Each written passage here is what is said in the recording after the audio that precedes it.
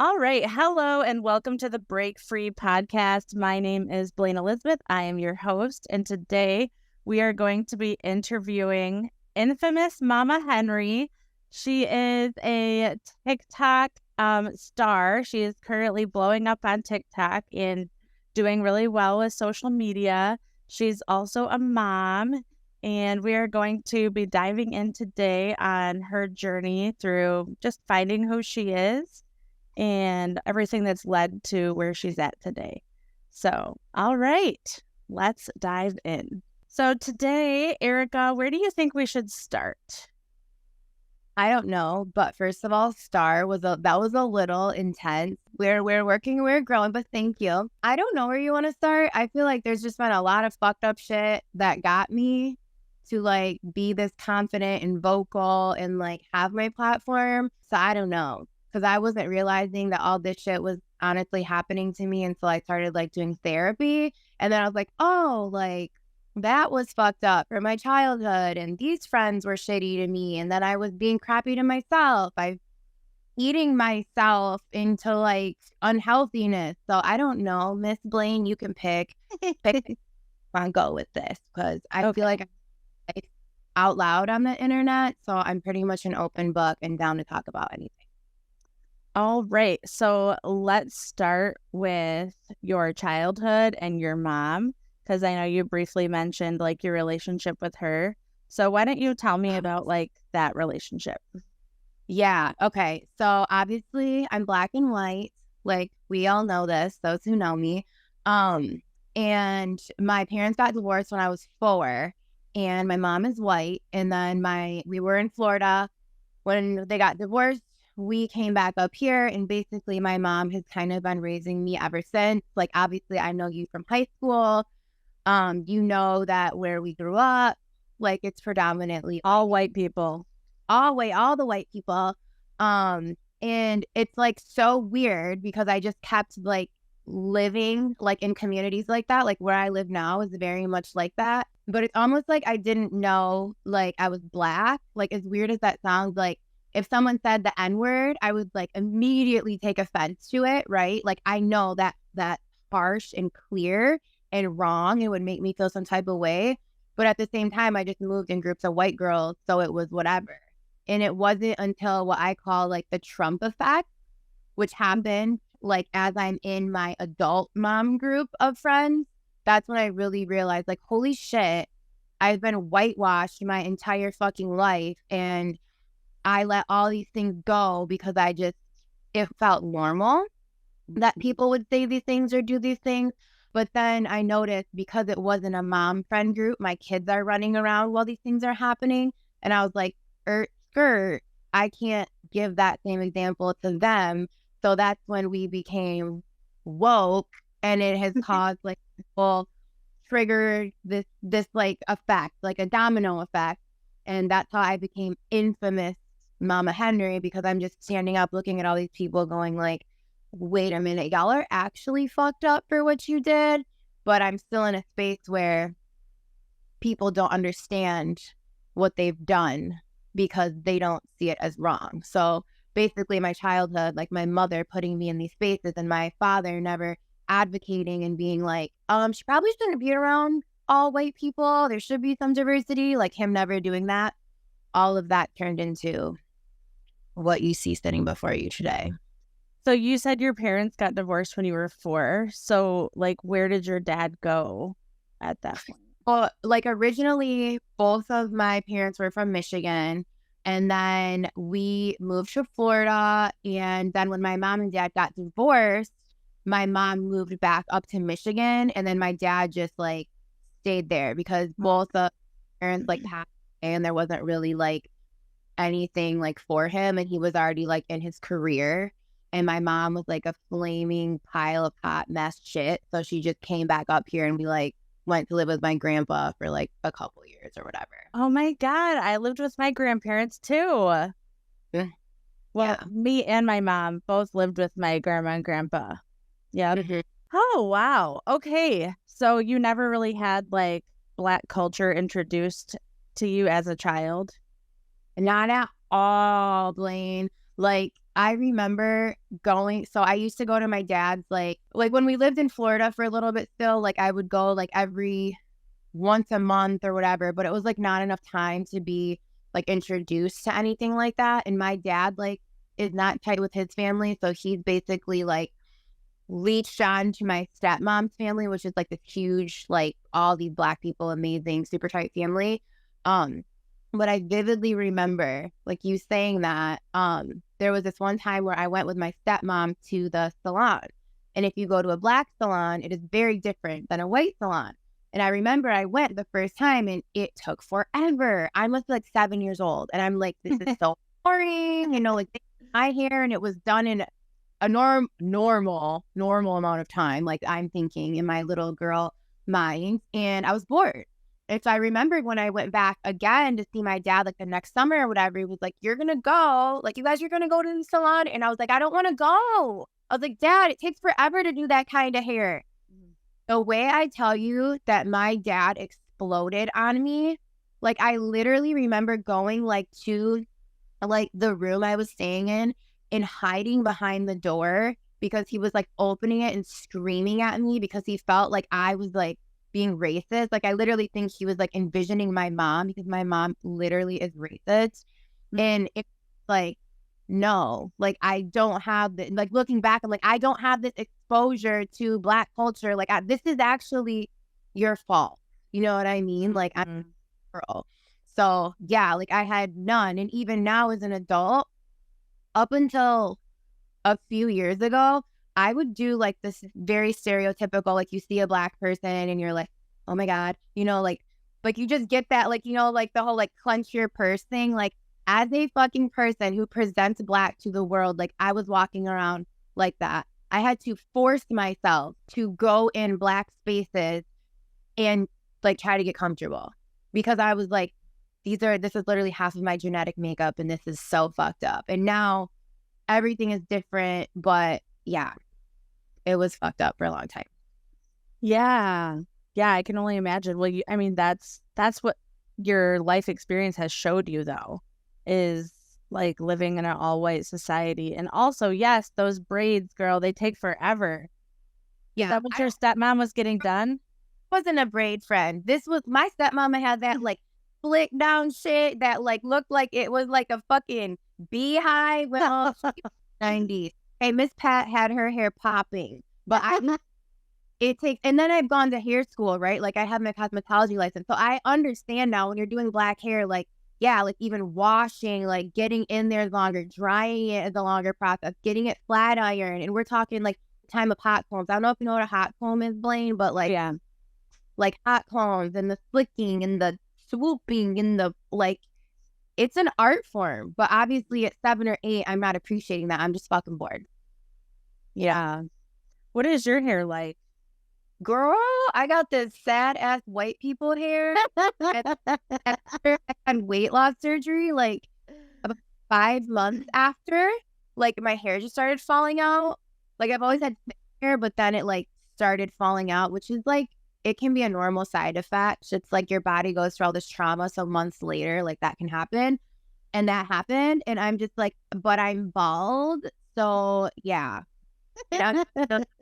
Like when I went to hair school, I was like all about weaves and this and that. And it's like, I'm not in a space where I feel like the extra hair, like I'm thinking maybe I might start to do extensions where I go in and then, they like move them up and whatever, but that shit's expensive, friend. Oh yeah, yeah.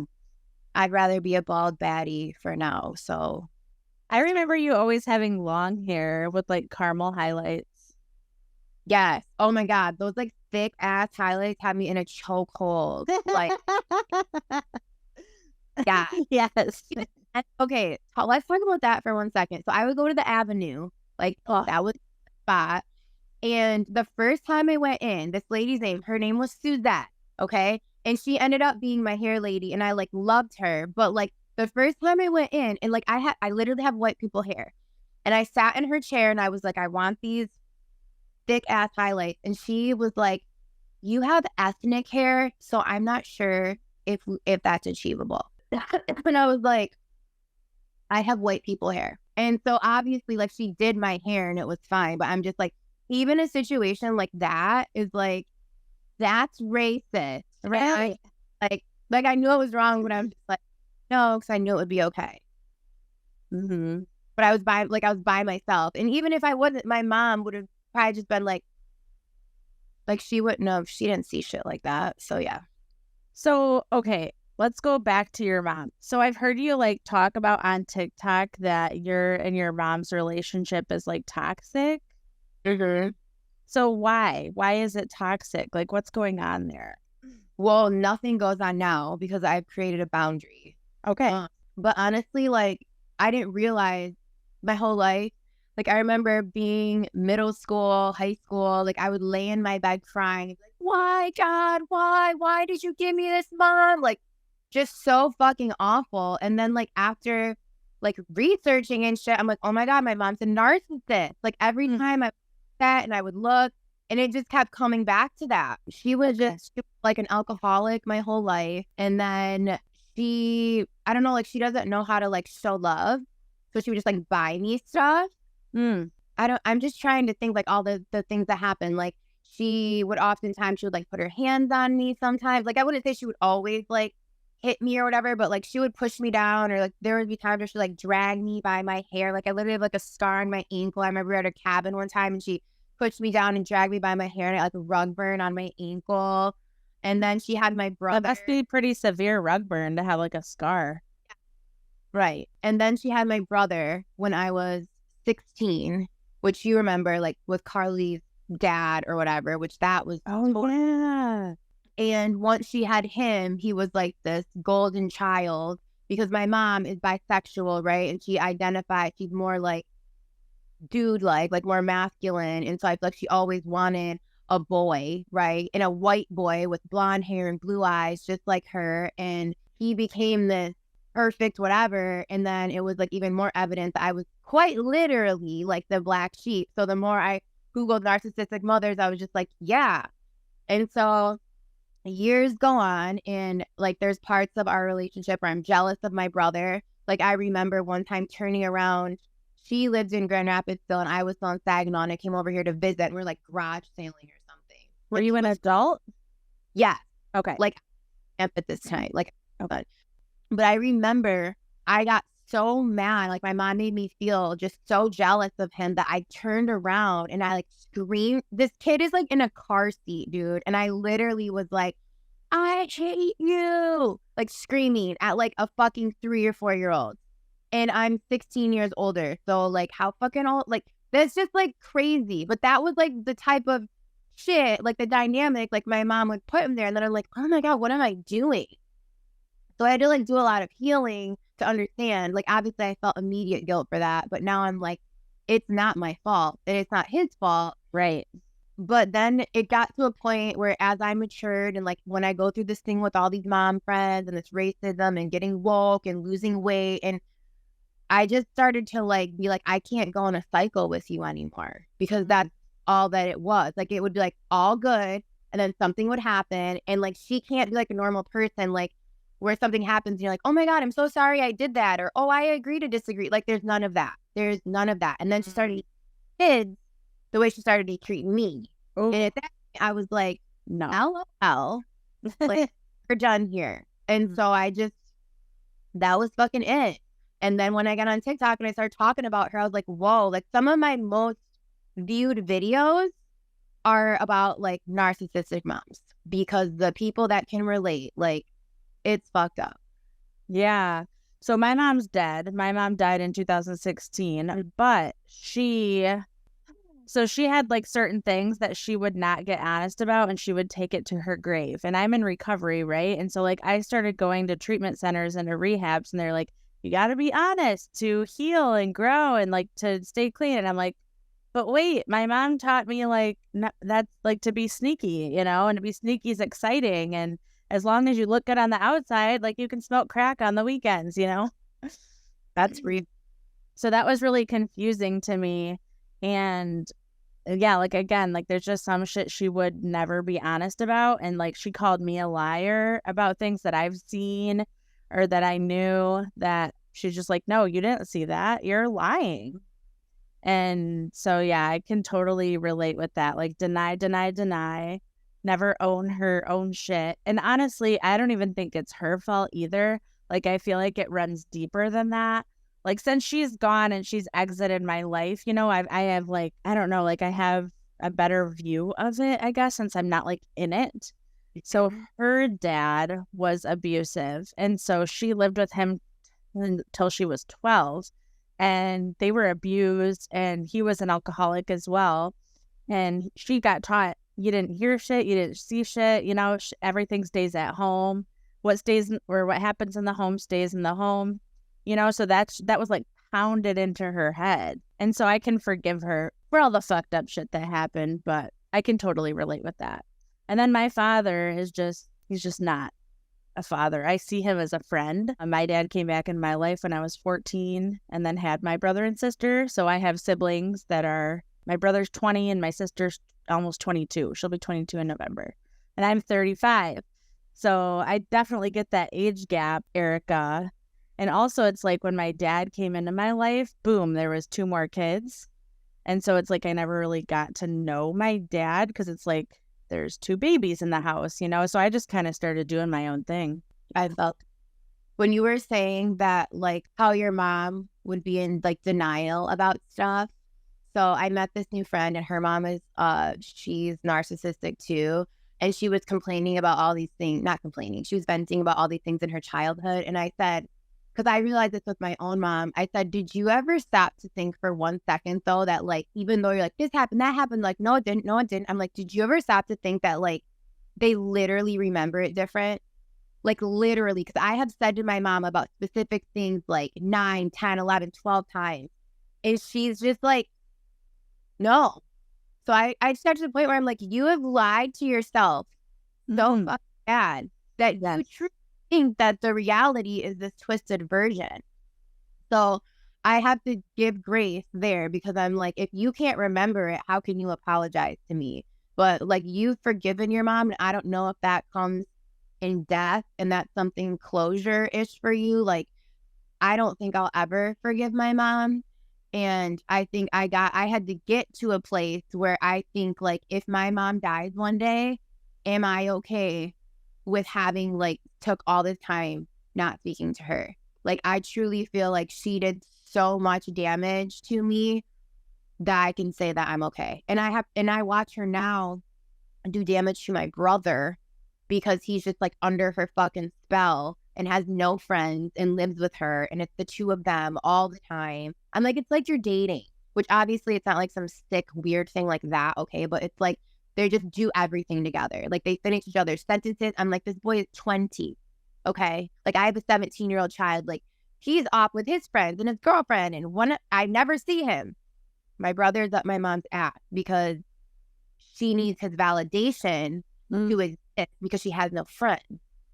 He hasn't had that like spiritual awakening like you have yet. And he hasn't gotten woke yet.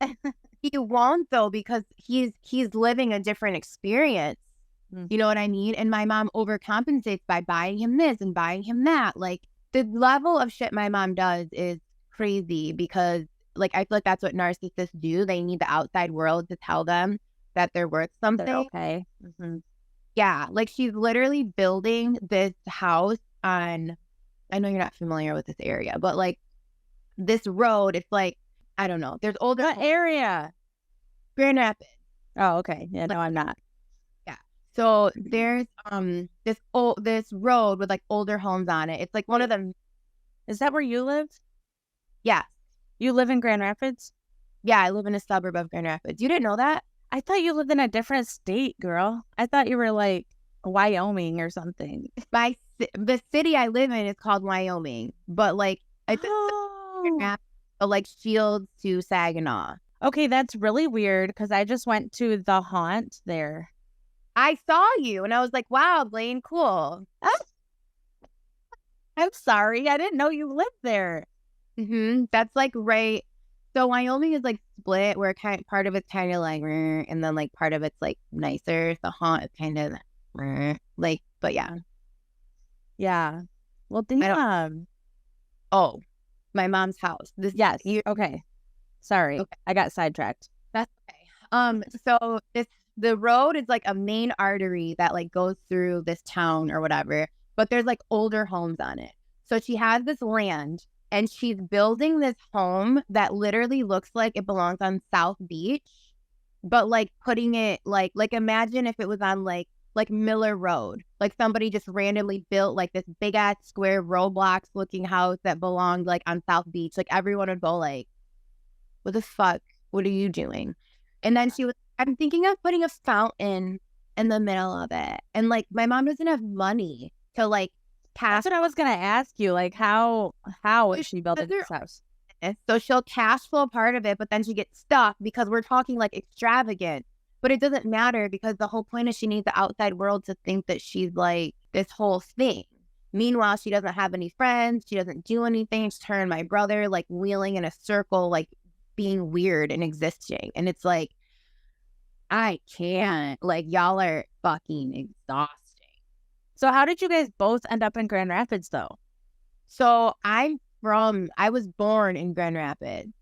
And then, so like all my uncles and like my whole family, my mom's side, like everybody's here. And so then through all my mom's fucked up trials and tribulations, like going to Florida, and then we moved back to Grand Rapids. And then that's when my mom met like her girlfriend who was from Saginaw. And then that's why I ended up at Swan Valley because she lived there. So that's what moved us there. And then after I had my son, my mom moved back here. This is like her home. And then Dave and I were going through this whole, we're breaking up, fuck you. And then I was like, fuck this place. And then that's how I moved over here. And then So did you move there to get close to your mom?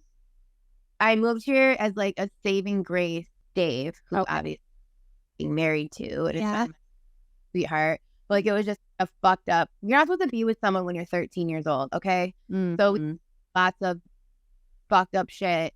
And so that was just a period where it was like, okay, you know, like I need to go. I need to get out of here. Like there's nothing for me here. Like, wow. Okay, so one more question. What is your and your father's relationship like now? Oh, my dad. So my dad, I used to like put him on this pedestal because my mom was so awful and he was so far away. So I would be like, oh my God, my dad is wonderful. And then my mom would be like, your dad is a selfish piece of shit, blah, blah, blah, blah. And also she had like disdain for Black people. So there was that always in there too. So I was like, whatever, my dad is going to save my life. But like not realizing like motherfucker could have saved my life, but left me with this bitch who he knew was crazy all along. Right. So I very much struggled with that. And then there were times where I thought I was so fucking poor. I was so poor. He came up here for this conference because he has a PhD, the college professor, retired cop, blah, blah, blah. He's a cop? He was. He's retired now. So the one time he comes up here for this conference and it's like November and I drive my shitty Grand Am like to like Sterling Heights or whatever. And he's waiting in the lobby and Champ and I walk in. Champ was like 2. It was freezing. I had flip-flops on and all of my shit was in a Myers bag. So I didn't even have like a bag for us. And he was like embarrassed, like seeing us walk into this very nice hotel like that. And then he's like immediately brings us like buys a coat, buys shoes for me and like a duffel bag, just enough to like get by with what he saw was fucked up. And then he'd be like, here's $200. Here's this. And my dad had like a lot of money. But at this time I'm poor. I'm so poor. So you know when someone's like, here's $200, you're like, thank you. Yeah. So then I get older and I look back and I'm like, I could wipe my ass with $200. You know what I mean? Like, that's all you fucking sent me after being absent.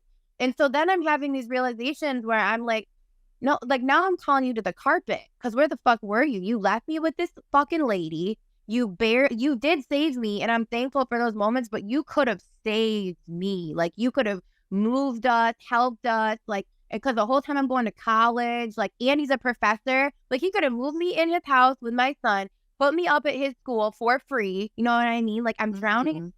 That right? There's so many things he could have done. And now I look at him and I'm like, you suck too.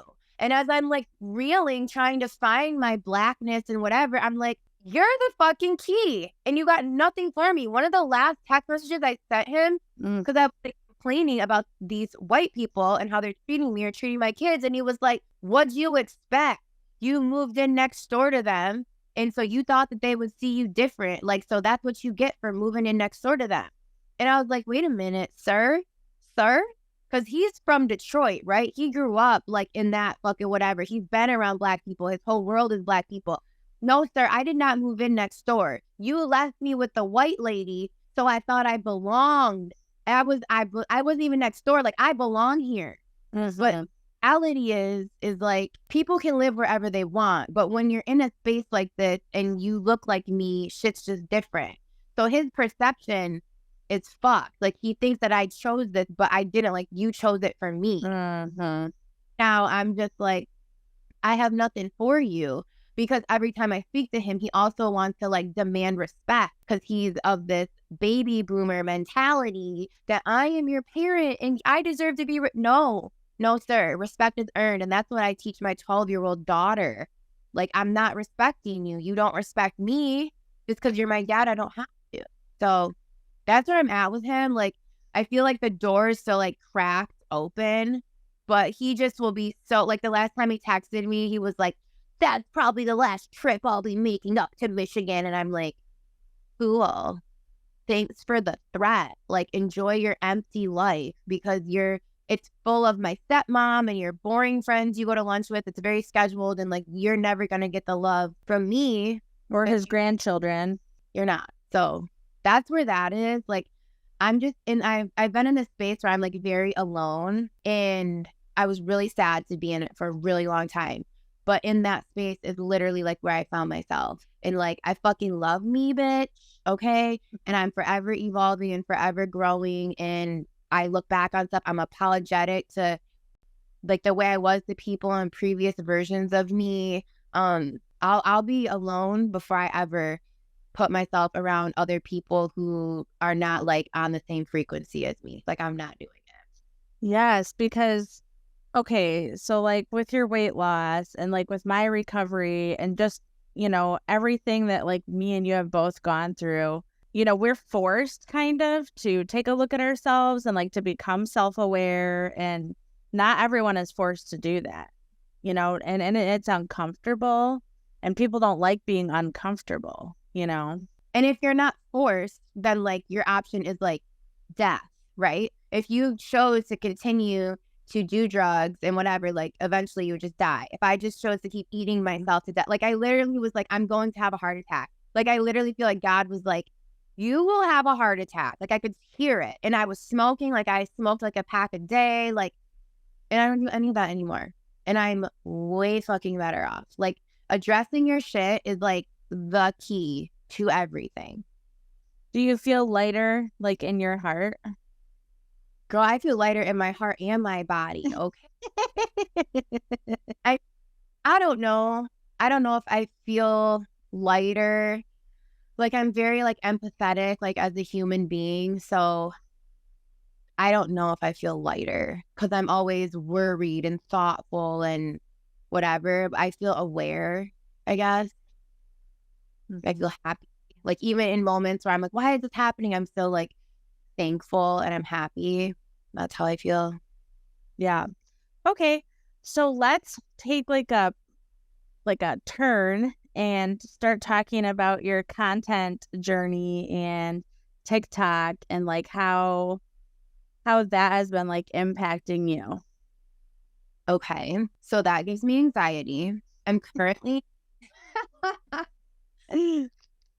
first I got on TikTok. I honestly feel like I got on TikTok because it was part of where I'm like, I don't have any friends. This is fun, right? I started like, I feel like how most millennials start on Reels, right? Like, you're just on all the time. And then when you decide to make a transition, you're realizing that every Reel is a regurgitated TikTok. Months old. Okay, like, you're so behind on what's going on. So it started like that.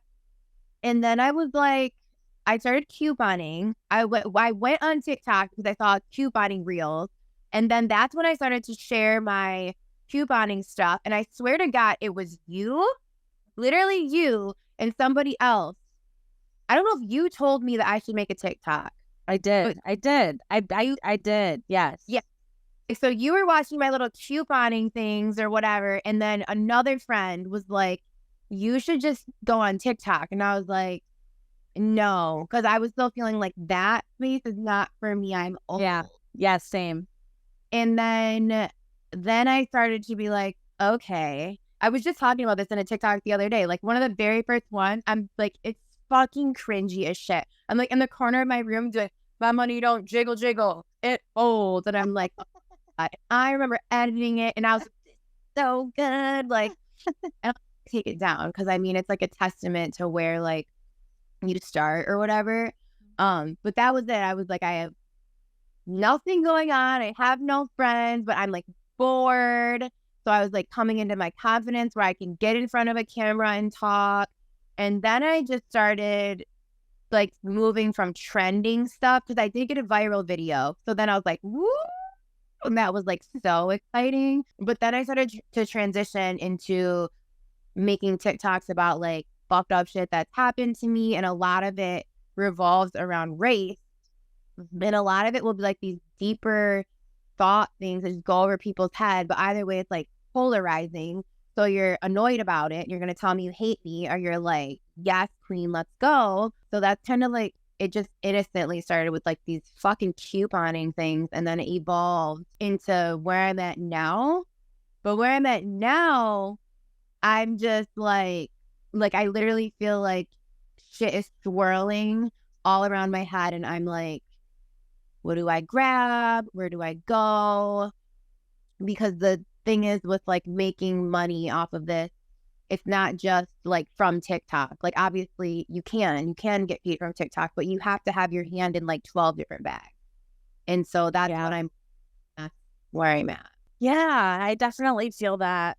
And it's confusing at first too, to try to grasp like, oh, I have to do brand deals. I have to do sponsorships. I have to do affiliates, like all these different things, all these different streams of income. They're all different. You know what I mean? Sell this and we'll give you a percentage, or just like, if you can sell this, then we'll actually create a deal where we'll pay you like a monthly whatever. And you're going like, do I grab this one? Do I grab this one? Oh my God, I'm just starting. Should I grab it all? Like the very first thing I did, some random fucking, I swear to God, it was like some fucking place from China that like sells on Amazon. And they were like, hello, infamous Mama Henry, pick out 2 items. And they send me this like, I don't know, like Google Doc or whatever. And in your like, email? Did you get an email? Yeah, because I have on my TikTok, like I have that link. So if you want to reach out to me or whatever. And it was all this swimwear, which I'm like, first of all, y'all are just looking at my body and you want me to get on here and sell your swimwear, which I'm like, I'm comfortable talking about my own shit, but I'm not comfortable giving you images of me to put wherever you want. Right. So they out 2 items and I shoot whatever and I send it to them. And I was like, oh, I fucking slayed this. So then I reach out and I'm like, do you have a marketing budget? You know, like if you want, because then they're like, oh, we're going to send you 5 more. And I hate the clothes. I'm not marketing it on my thing. It's more like a UGC thing so they can do what they want or post it to their Amazon thing. Fine with me because I'm just essentially modeling. Yeah. But they 5 more pieces. And I'm like, I fucking hate your shit. And if you're not going to pay me, like, no. So it was just like all that, but very professionally. Yeah. And like, goodbye. But it gave me the confidence to be like, okay. And then I got like a necklace thing, this company called like Custom Goods. Like I never take it off. I saw those. Yeah, but it's like so hard because I'm like, it's different too when my followers are used to me talking about race and being a mom. And then I'm like, hey, buy this necklace. Yeah. It's just like a weird thing that I'm trying to navigate while being genuine. And yeah. I mean, everybody, I feel like a lot of people that create content like have to navigate that balance, you know, like that balance of how do I fit this deal like into the content? Because if you want to continue to make content, you got to get paid somehow, you know? Yes. Yeah. Because especially like it got to the point where people will take my stuff and like steal it and like use it for their own brands, or like I've had crazy right-wing people steal my shit and like put me on Twitter and like blast me and like fucking drag me and then have all these psychos come to my page and like tell me all about myself. So at that point, I'm like, okay, I'm at least creating things that are making people feel some type of way. So I need to figure out how I'm going to monetize it. Yes. But yes. That's when your brain goes from like the days of my money don't jiggle jiggle, it folds, to like, okay, like everything, it has to be, Now I'm professional. yeah, a little bit more. Like that's why we were talking about my stories last night. I'm like, on my story, I can just be like, oh, like whatever. But I do need to try to be more curated, like with other stuff. So if people want to go find you on TikTok, where do they go look?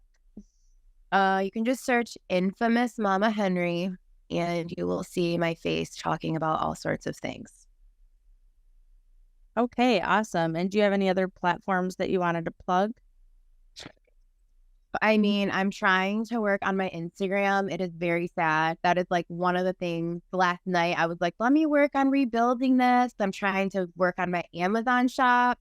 And so I'm trying to keep my Insta more professional and like brand deal-y looking while still being not like genuine. But it's the same. Infamous Mama Henry on Instagram. I literally have like 75 followers.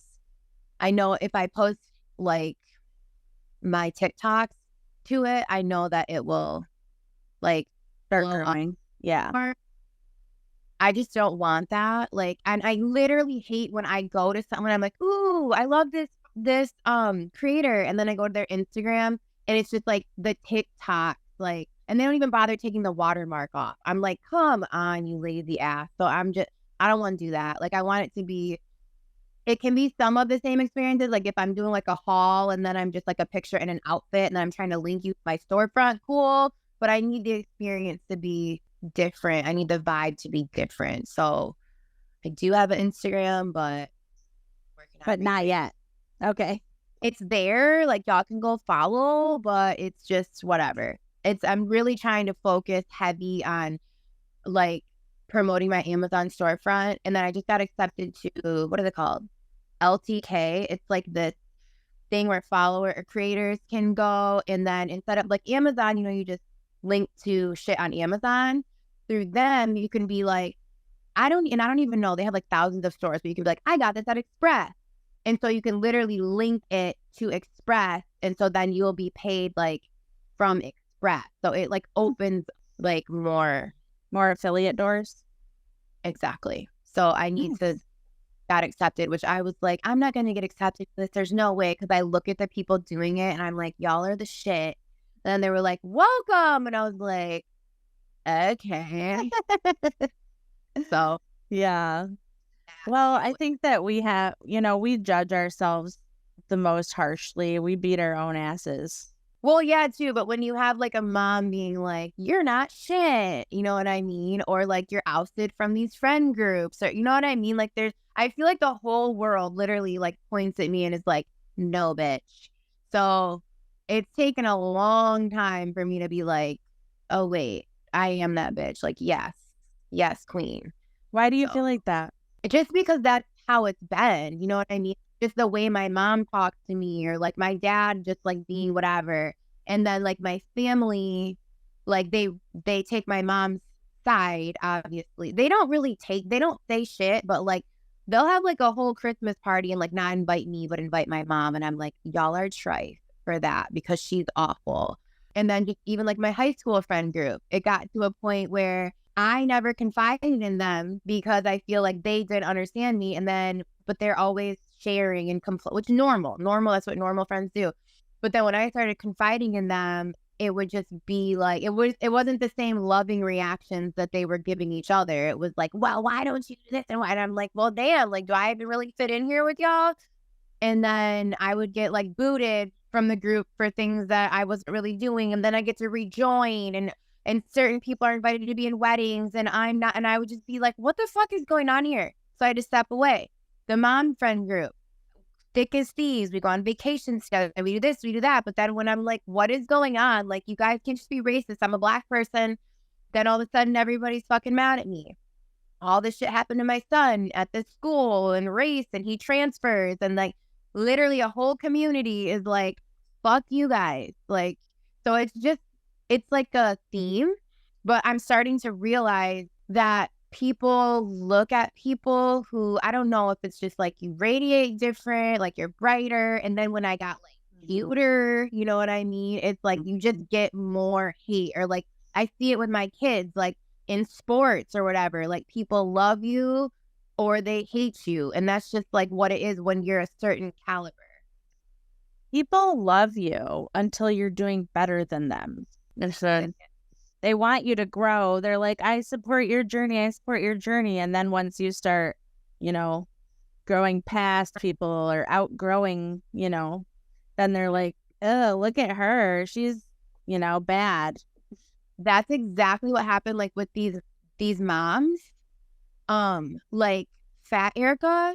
Fat Erica was still very opinionated. Like that's me. Like to my core, like, but they liked it. They were like, oh my God, like she can have my back, blah blah blah. But then the minute that I said some shit to them they didn't like, and then I got to look like this, they'll be like, I don't know what happened to you. And I'm like, really?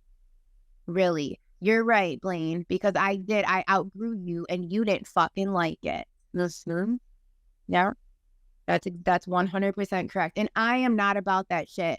Like I was just talking about that because, I'm like a AAU basketball travel mom. I was talking to one of my other like parents who's my friend, and talking about like the real jealousy that exists between like you're literally pitting like 12-year-olds against each other because like, oh my God, you showed up at this training facility, you train here, oh my God, or my daughter's better than you, or like all this shit. And it's like, just let them play. But there is actual jealousy in the way that people move, and like they're kids. They're fucking kids. And it's like, if you want your kid to be the best, then fucking train. Like, get back. Like, That's it. Because I'm over here like, let's go. This girl, Zoe, looked like shit at her tryout yesterday, okay? This girl who's like up and coming, they play totally different positions. She's like this big girl, so fucking strong, Blayne. She ripped that ball out of my kid's hand 4 times, and I was like, let's go. Like, I was so fucking proud to watch that girl grow like that, like ripping it out of my mouth. Like, I'm all about everybody. There's enough for everybody in every life. Like, cut the jealous shit. Yes. So many people live in like this fear-based mindset or this lack mindset. And it's just sad, honestly. Like when I see people like that, or when I hear like judgmental opinions, or like I'm also starting to like dive into business and like real estate. And some people are like, if it sounds too good to be true, it probably is. Or just be careful. Like, no, I'm not going to be careful. I'm going to fucking take risks. And I'm going to be crazy because that's just who I am, Nobody ever got like to do anything by just like sitting there. Like anything worthwhile takes risk. My friend Sherry, she runs an HR company. Like she's a baller bitch. And I was telling her, because I have all other business things that I'm starting to dive into as well. And she was like, you're going to be successful no matter what you do, as long as you give it 100%. She's like, I'm an avid believer, like 100% on something, you'll take off. And I'm like, that's so true.